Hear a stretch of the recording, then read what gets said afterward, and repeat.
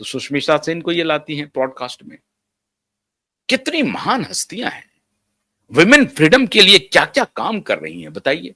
Women independence के लिए महिलाओं को खुद के ऊपर खड़ा होना चाहिए, वो किसी दूसरे के ऊपर डिपेंडेंट नहीं हो। और खुद के ऊपर खड़े होने का क्या मतलब है कि आज इस बॉयफ्रेंड, फिर कल दूसरे, फिर कल तीसरे, फिर कल चौथे, और इस तरह से boyfriend after boyfriend, boyfriend after boyfriend चलते रहता है। कंगना रनौत भी वही कर रही थी। कंगना रनौत ने भी वही कहा कि 4 तो मेरे ऑफिशियल हैं, जिनको लोग जानते हैं, जिनके बारे में उन्होंने खुद बताया। तो ये जो धंधा चल रहा है बॉलीवुड में, ये सबका कॉकटेल चल रहा है। और इस धंधे में इसने फंसा दिया एक बेहद नॉबिस, एक बेहद इनोसेंट लड़के को, जो फंस गया इस चक्कर में। थोड़ी सफलता मिली, गलती हुई उससे भी, सुशांत से भी गलती हुई कि सफलता मिलते ही वो भी गर्लफ्रेंड बदलने लगे। अब वो गर्लफ्रेंड ने धोखा दिया नहीं दिया भगवान जाने, अब ये उसके पीछे का राज क्या है। और मैं तो आपको बता रहा हूं कि ये गर्लफ्रेंड नहीं थी। रिया चक्रवर्ती सुशांत की गर्लफ्रेंड नहीं थी। रिया चक्रवर्ती एक ब्राइट स्टार को तबाह करने के मिशन पर थी, वाया सलमान खान, वाया महेश भट्ट और वाया ये आमिर खान जैसे लोग।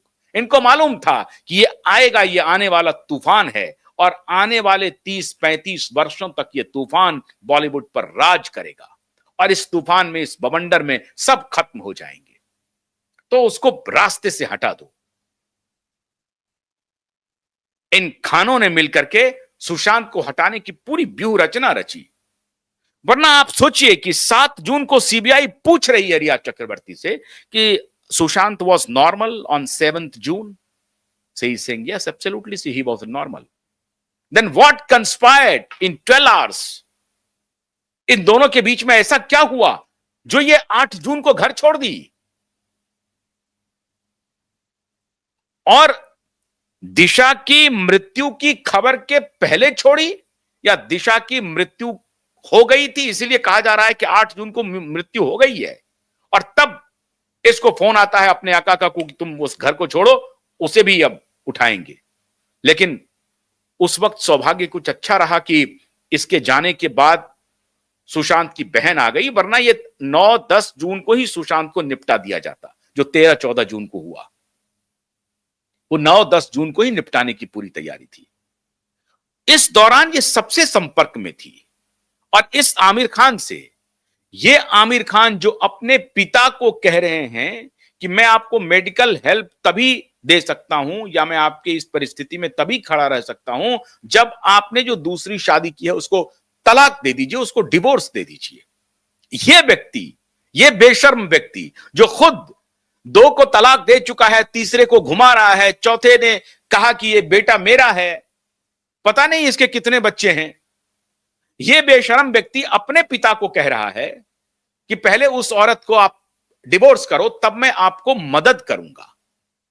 वो पिता जो लीलावती हॉस्पिटल में एडमिट है, परेशान है, अपने संतान से मदद की भीख मांग रहा है, तो वो उस वक्त ये शर्त कहलवाता है और कहता है कि शर्त को पूरी करो, दूसरी पत्नी को डिवोर्स करो, तब मैं आपकी मदद करूंगा। ये बेशर्म व्यक्ति, ये बेशर्म आमिर खान कहता है अपने बाप से। और ये बात मैं नहीं कह रहा हूं, ये बात फैजल खान और फैजल खान के वकील प्रेस कॉन्फ्रेंस में कह रहे हैं। इसकी सच्चाई जानिए, पूरे देश को जानना चाहिए। तारे जमी पे कहने वाले, ये बेसिकली गजनी है। ही इज बेसिकली ये गजनी। वो जो गजनी किया था ना, वो गजनी नहीं, ये बेसिकली गजनी है। और उसी का लगता है कि ये गजनी के परंपरा को आगे बढ़ा रहे हैं। नए गजनी है, अवतार नया है इनका, जो अपने पिता को कहता है कि दूसरी पत्नी को डिवोर्स करो, बूढ़े पिता, डिवोर्स करो, तब मैं मदद करूंगा। ये कौन कह रहा है? जिस पिता ने फैजल खान को वकील मुहैया कराया था अपने दूसरे बेटे को, वो वकील प्रेस कॉन्फ्रेंस में कह रहा है। शर्म आनी चाहिए आमिर खान को, जो खुद किस प्रकार का इम्परफेक्ट है, खुद को परफेक्ट कहता है। तो मित्रों, क्यों रिया चक्रवर्ती इन जैसों के गैंग में थी? क्यों? क्योंकि इसे मालूम था यह खुद एक डिप्रेशन का शिकार रहने वाला आदमी था, यह खुद एक परवर्ट माइंड का व्यक्ति है, खुद परवर्ट माइंड का व्यक्ति है। यह हर 12-13 साल पे ये नई लड़की ले आता है, नई महिलाओं के चक्कर में रहता है। कोई इसको आकर के प्रेस कॉन्फ्रेंस करके कह देता है कि ये बेटा जो है वो आमिर खान का है, और उस पर ये चुप्पी साध लेता है। बॉलीवुड का एक एक पत्रकार इन दो दो खानों के बारे में हर चीज जानता है, इनकी अय्यासी और इनका सामने। ये व्यक्ति बहुत चतुर है, बहुत चालू है। ये ताहिर हुसैन और नासिर हुसैन के अब्बा निकल गए हैं, बहुत चालू है। सामने से बिल्कुल परफेक्शनिस्ट रहता है, सामने बहुत शालीन सा चेहरा लेकर के आता है। एक अच्छा एक्टर, एक अच्छा डायरेक्टर, कभी उसमें नहीं जाना, अवार्ड फंक्शन में नहीं जाना, इसमें नहीं जाना, पूरी ब्रांडिंग इन्होंने की है, और पीछे इसका काला करतूत चलते रहता है।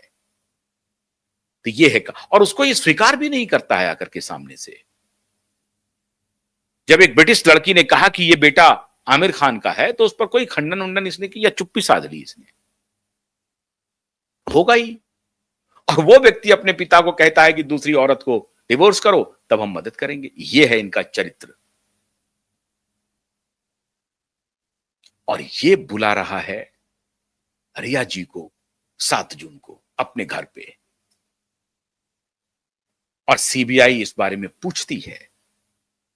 निश्चित रूप से आमिर खान की भूमिका है, आमिर खान को भी सब मालूम है, सुशांत की मृत्यु का राज मालूम है, आमिर खान के खिलाफ मुकदमा रजिस्टर होना चाहिए।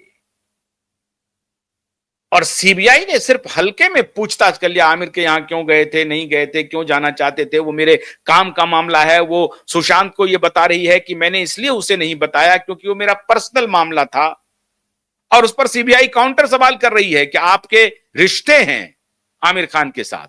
मतलब सीबीआई को पता है कि ये फ्रीक्वेंट विजिटर हैं एक दूसरे को लोग, अब वो डेट कह लीजिए या दोस्ती है दोनों के बीच में, सीबीआई को ये मालूम है। सीबीआई तब इनसे ये सवाल पूछ रही है कि क्यों आप मिल रहे हैं, और इस मुलाकात की बात सुशांत को मालूम है। जब आप सुशांत को अपना बॉयफ्रेंड कह रही हैं, जो पूरी तरह से झूठ बोल रही हैं, Sushant was not her boyfriend at all, she was on the mission. ये गुमराह कर रही है लोगों को। बड़ी आसानी से ये औरत निकल गई, और यहां तक कह दिया कि अगर मैं गई तो मैं दूसरे को छोड़ूंगी नहीं, अगर मैं जेल गई तो मैं दूसरे को नहीं छोड़ूंगी। अगर इसका बॉयफ्रेंड और उसकी मौत होती तो इसकी क्या हालत होती। ये कहती कि सुशांत ने अगर सुसाइड किया है तो इसकी इंक्वायरी हो। जो इसने नाटक किया था शुरू में आकर के, और फोल्डेड हैंड से कहा था कि मैं प्राइम मिनिस्टर और होम मिनिस्टर से अनुरोध करता हूं कि इसकी इंक्वायरी सीबीआई से हो,